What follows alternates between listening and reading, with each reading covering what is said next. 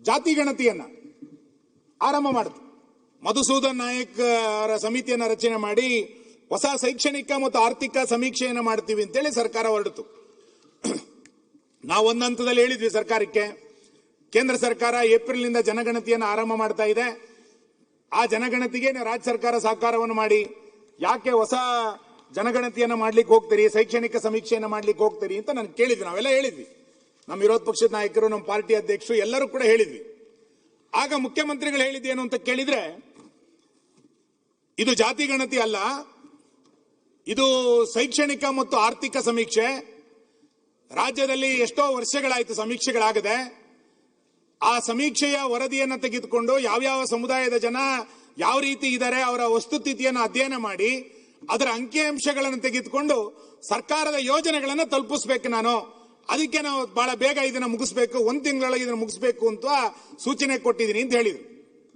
ನಮಗೊಂದು ಕಳಕಳಿ ಇದೆ ಅಂತ ಅನ್ನಿಸ್ತು ಮುಖ್ಯಮಂತ್ರಿಗಳ ಮಾತನ್ನು ಕೇಳಿದಾಗ. ಅಂದ್ರೆ ಈ ವರದಿಯನ್ನ ಬೇಗ ತೆಗೆದುಕೊಂಡು ಆ ವರದಿಯ ಅಂಕಿಅಂಶಗಳ ಆಧಾರದಲ್ಲಿ ಬಜೆಟ್ ಅನ್ನ ಮಂಡನೆ ಮಾಡ್ತಾರೆ, ಆ ಯೋಜನೆಗಳನ್ನ ಆ ಸಮುದಾಯಗಳಿಗೆ ತಲುಪಿಸ್ತಾರೆ ಅಂತ ನಾನು ಕೇಳ್ತೇನೆ. ಮಾನ್ಯ ಅಧ್ಯಕ್ಷರೇ, ಸೆಪ್ಟೆಂಬರ್ 22, 2025ಕ್ಕೆ ಮಧುಸೂದನ್ ನಾಯಕ್ ಅವರ ವರದಿ, ಗಣತಿಯ ವರದಿ ಆರಂಭ ಆಯಿತು. ಬಹಳ ತರಾತುರಿನಲ್ಲಿ 1 ತಿಂಗಳಲ್ಲಿ ಮುಗಿಸಿದ್ರಿ. ಸುಮಾರು 500 ಕೋಟಿ ರೂಪಾಯಿಯನ್ನ ಖರ್ಚು ಮಾಡಿದ್ರಿ. 500 ಕೋಟಿ ರೂಪಾಯಿಯನ್ನ ಖರ್ಚು ಮಾಡಿ ನೀವು ಎಲ್ಲ ಮನೆಗಳಿಗೆ ತೆರಳಬೇಕು ಅಂತೇಳಿ ಅಕ್ಟೋಬರ್ 31ನೇ ತಾರೀಕಿಗೆ ಇದನ್ನು ಮುಗಿಸಿದ್ರಿ. ಸೆಪ್ಟೆಂಬರ್ 22ಕ್ಕೆ ಆರಂಭ ಆಗಿ ಅಕ್ಟೋಬರ್ 31ನೇ ತಾರೀಕಿಗೆ ಇದನ್ನು ಮುಗಿಸಿದ್ರಿ. ಆಮೇಲೆ ನವೆಂಬರ್ 10ನೇ ತಾರೀಕಿನ ತನಕ ಗಡುವು ಕೊಟ್ಟು ಈ ವರದಿಯನ್ನ ತಯಾರು ಮಾಡ್ತೀವಿ ಅಂತ ಹೇಳಿದ್ರಿ. ಸೆಪ್ಟೆಂಬರ್, ಅಕ್ಟೋಬರ್, ನವೆಂಬರ್, ಡಿಸೆಂಬರ್, ಜನವರಿ, ಫೆಬ್ರವರಿ, ಮಾರ್ಚ್ 7 ತಿಂಗಳಾಯ್ತು ಮಾನ್ಯ ಅಧ್ಯಕ್ಷರೇ. ಇವತ್ತಿನ ತನಕ ವರದಿ ಏನಾಗಿದೆ ಅನ್ನುವಂಥದ್ದನ್ನ ಒಂದು ಲೈನ್ ಹೇಳಿಲ್ಲ ಬಜೆಟ್ನಲ್ಲಿ. ರಾಜ್ಯಪಾಲರ ಭಾಷಣದಲ್ಲೂ ಕೂಡ ಹೇಳ್ತಾರೆ ಅಂತ ನನ್ನ ಕುತೂಹಲದಿಂದ ಕಾಯ್ತಾ ಇದ್ದೆ.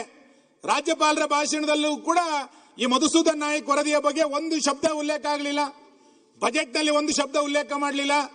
ರಾಜ್ಯದ ಜನರ ತೆರಿಗೆಯ ಟ್ರಸ್ಟಿ ಅಂತ ಹೇಳುವಂತಹ ಮುಖ್ಯಮಂತ್ರಿಗಳು ಈ ವರದಿಗೋಸ್ಕರ 500 ಕೋಟಿ ರೂಪಾಯಿಯನ್ನ ಖರ್ಚು ಮಾಡಿದಿರಲ್ಲ, ಆ ವರದಿ ಏನಾಯ್ತು ಅಂತ ಹೇಳ್ಬೇಕಲ್ಲ, ಆ ವರದಿ ಯಾವಾಗ ಮಂಡನೆ ಆಗುತ್ತೆ ಅಂತ ಹೇಳ್ಬೇಕಲ್ಲ. ನನಗೆ ಅನ್ಸುತ್ತೆ ನೀವು ಕಾಂತರಾಜು ವರದಿಯನ್ನ 2014ರಲ್ಲಿ ಆರಂಭ ಮಾಡಿ ಅದನ್ನ ಡಸ್ಟ್ಬಿನ್ಗೆ ಹಾಕಿದ್ರಿ, ಅದನ್ನ ತರಲೇ ಇಲ್ಲ ನೀವು. ಅದಾದ ನಂತರ ಜಯಪ್ರಕಾಶ್ ಹೆಗಡೆ ವರದಿಯನ್ನ 2023-24ರಲ್ಲಿ ತಗೊಬಂದ್ರಿ. ಬಹಳ ದೊಡ್ಡ ಪ್ರಮಾಣದಲ್ಲಿ ರಾಜ್ಯದಲ್ಲಿ ಸುದ್ದಿ ಆಯ್ತದು. ನಿಮ್ ಪಾರ್ಟಿ ಒಳಗೆ ಗೊಂದಲ, ಮಂತ್ರಿ ಮಂಡಲದಲ್ಲಿ ಗೊಂದಲ, ಕ್ಯಾಬಿನೆಟ್ ನಲ್ಲಿ ಚರ್ಚೆ, ನಂತರ ಹೈಕಮಾಂಡ್ ಹೇಳಿತು ಅಂತೇಳಿ ಆ ವರದಿಯನ್ನ ಡಸ್ಟ್ಬಿನ್ಗೆ ಹಾಕಿದ್ರಿ. ಈಗಲೂ ಕೂಡ ಈ ವರದಿಯನ್ನ ಜಾರಿ ಮಾಡುವಂತ ಅಥವಾ ಈ ವರದಿಯನ್ನ ಸ್ವೀಕಾರ ಮಾಡಿ ಆ ಅಂಕಿಅಂಶಗಳ ಆಧಾರದಲ್ಲಿ ಆ ಸಮುದಾಯಗಳಿಗೆ, ಯಾವ ಹಿಂದುಳಿದ ವರ್ಗದ ಸಮುದಾಯಗಳಿಗೆ ಯೋಜನೆಗಳನ್ನು ರೂಪಿಸಬೇಕು ಅಂತ ನೀವು ಭಾಷಣ ಮಾಡಿದ್ರೋ ಆ ಪ್ರಾಮಾಣಿಕವಾದಂತ ಕಳಕಳಿ ನಿಮ್ಮ ಹತ್ರ ಇಲ್ಲ. ಇದ್ದಿದ್ರೆ ಇಷ್ಟೊತ್ತಿಗೆ ನೀವು ವರದಿಯನ್ನ ತರಿಸ್ಕೊಳ್ತಾ ಇದ್ರಿ.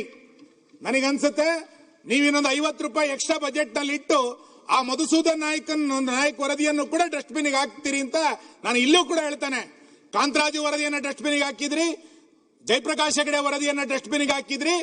ಈಗ ಹೊಸ ಡಸ್ಟ್ಬಿನ್ ಕಾಯ್ತಾ ಇದೆ ಆ ಇನ್ನೊಂದು ವರದಿಯನ್ನ ಹಾಕ್ಲಿಕ್ಕೋಸ್ಕರ. ಇಲ್ಲ ಅಂತಾಗಿದ್ರೆ ನಿಮಗೆ ಹಿಂದುಳಿದ ವರ್ಗದವರ ಬಗ್ಗೆ ಒಂದು ಪ್ರಾಮಾಣಿಕವಾದ ಕಳಕಳಿ ಇದ್ರೆ 183 ಬಜೆಟಿನ ಪುಸ್ತಕದಲ್ಲಿ ಒಂದು ಶಬ್ದ ಆದರೂ ಕೂಡ ಆ ಹಿಂದುಳಿದ ವರ್ಗದ ಸಮೀಕ್ಷೆಯ ಬಗ್ಗೆ ನೀವು ಉಲ್ಲೇಖ ಮಾಡಬೇಕಾಗಿತ್ತು. ಇವತ್ತಿನ ತನಕ ನೀವು ಉಲ್ಲೇಖ ಮಾಡಲಿಲ್ಲ ಮಾನ್ಯ ಅಧ್ಯಕ್ಷರೇ.